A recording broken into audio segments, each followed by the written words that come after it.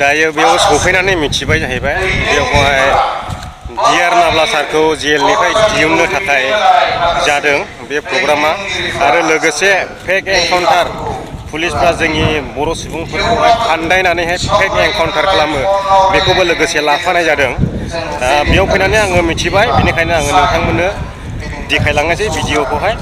नोंथांमोना नायलांबाय थाब्लानो जाबाय। गोबां रायजो राजाफ्रा बेवहाय बाहागो लाफैदों नोंथांमोना नायनो हागोन ओरै सारिगिदिंनो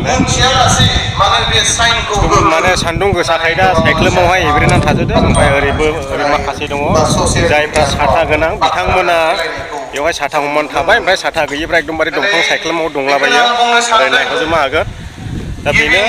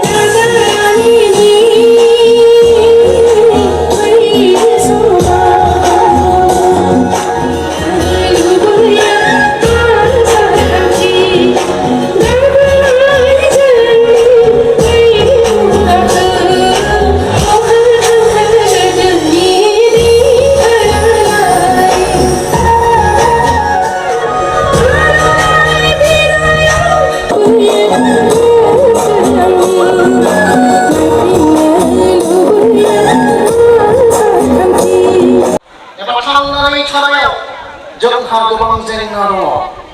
बे जेंनाखौ सुस्रांलांनो थाखाय जों सरकारनियाव दाबि खालामनांगोन। जोङो दिनै बुंथिनानै लानांगोन जे जों बर' माहारिया माबायदि नासय एबा सोलिबाय थानाय समस्या एबा जेंनाफोरखौ जों दिनै सरकारनिसिम फोसावनाय जागोन। खावलायदों मानिजाथाव आरो सिबिजाथाव रायजो राजा नोंथांमोनखौ आं गुरैयै खावलायदों जोंनि सुबुं गौमा हजि खावनाय हाबाफारिया नै दसे समनि गेजेरावनो जासिगोन। गतिके बेनिखायनो लामा दथा एबा दखानफोराव थाबाय थायालासे जोंनि बे जौस्रांनि साखाथियाव फैनानै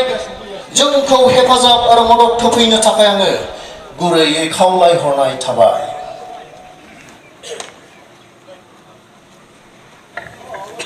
सम फैनायजों लोगोसे जोंनि जि सुबुं गौमा हजि खावनाय जोङो दानो जागायजेनसिगोन। बेनिखायनो साफ्रोमखौबो गोसो होनानै हजि खावफानो थाखाय गुरै खावलायहरनाय जाबाय। जों दिनैसिमबो बावाखै आरो बावनाय नङा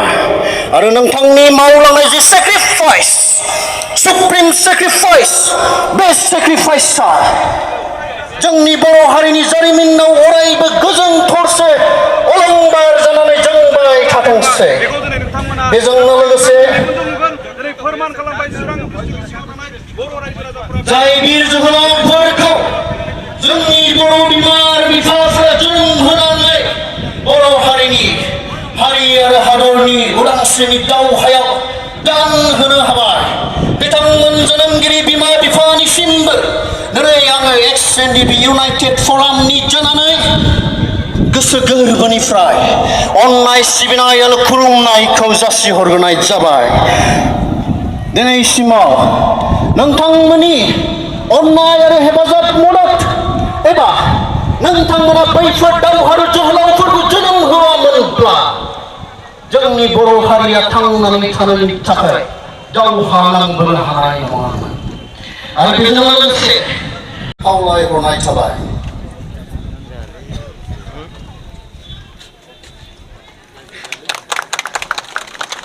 हामबायसै।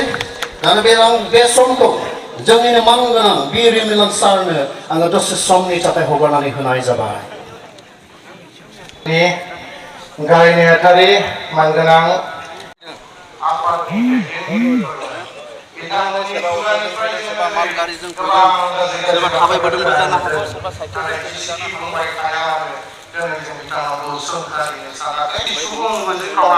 जोंनि जि गांनाय उखैनाय जोंनि जि मोनथाय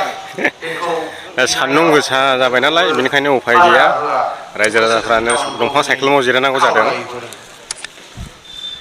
दा लामानि आलियावबो स्राय दङ नै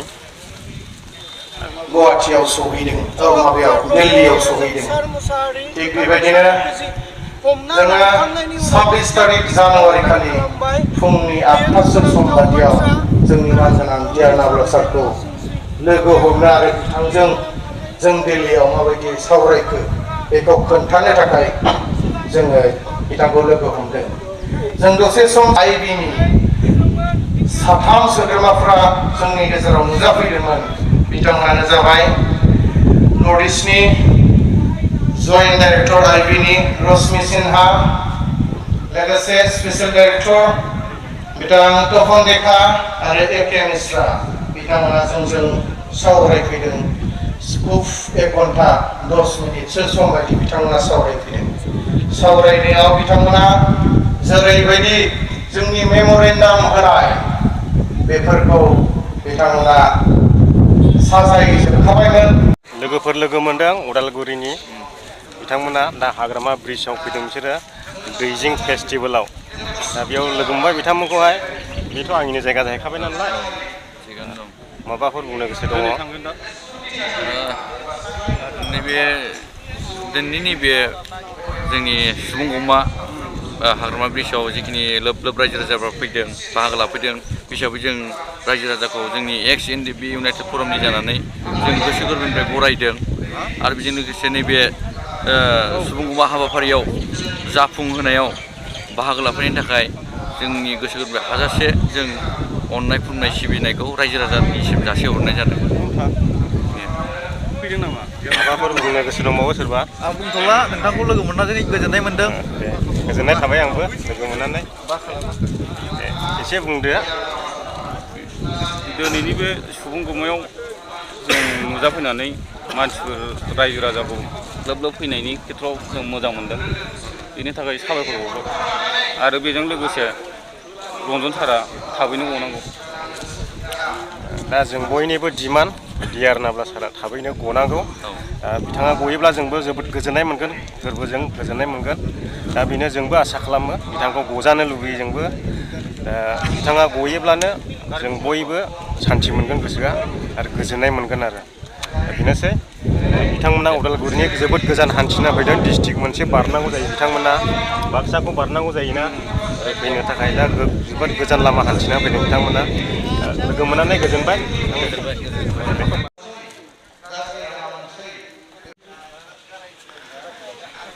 जों अब्ला मोसाखावरि हान्जाफोरखौ एसे भिडिअ क्लिप लालांनोसै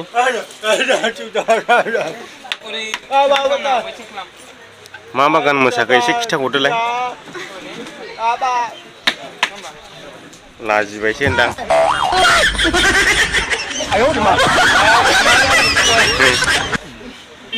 मोजां मोसादों दा एसे लाजिनाय बायदिसो मोनबाय